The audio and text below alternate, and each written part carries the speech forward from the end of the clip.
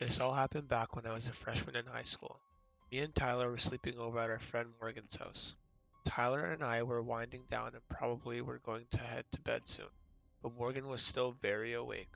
For as long as I've known him, Morgan had a fascination for horror games and watching scary videos online. As we were playing, he started to tell us a story about an abandoned warehouse not too far from his house. Apparently, the warehouse used to make children's toys. There was a fire that burned it down years ago, and there were 4 people that died. Morgan was trying to scare us by telling us it was haunted, but Tyler and I knew what he was doing. Morgan really wanted to go and check it out. He started convincing us and assured us nothing would go wrong.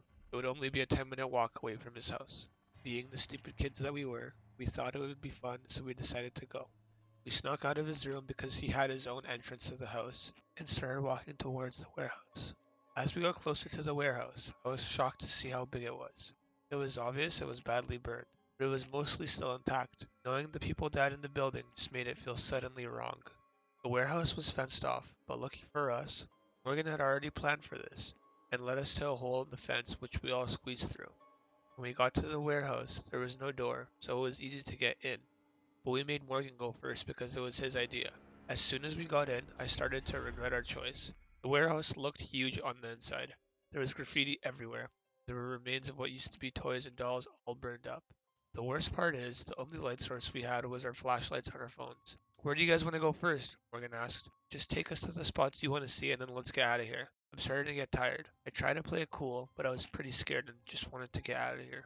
We went to a few rooms. It was a little underwhelming, mostly just offices with paperwork. We started to get comfortable and threw a few old pens and rocks down the hall to try to scare each other, but there wasn't much going on. As we were in one of the rooms going through the cabinets, out of nowhere we heard someone yell at us. Hey, what are you kids doing here? I almost jumped out of my skin.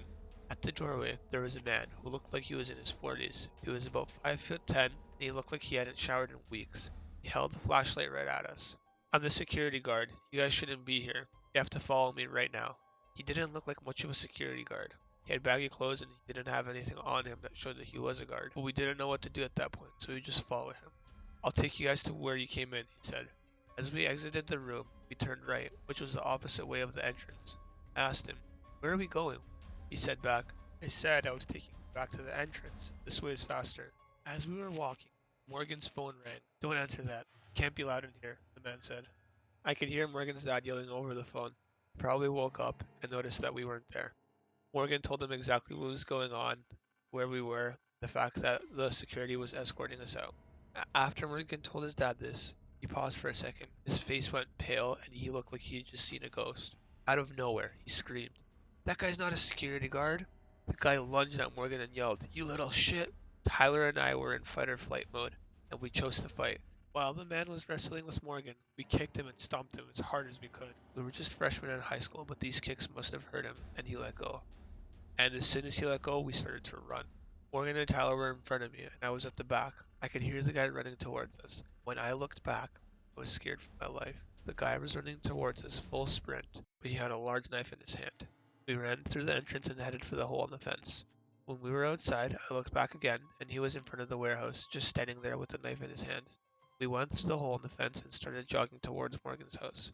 After 2 minutes of running on the road, we saw 3 cop cruisers heading towards us. We waved them down. They took us back to Morgan's house, where his parents were up and waiting to give him a hug.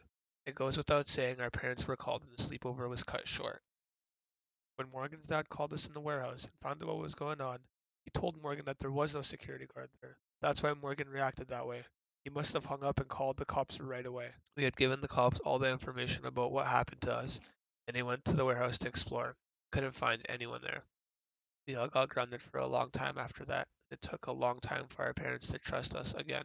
Who knows what that man was doing there that night? Honestly, I try not to think about it anymore.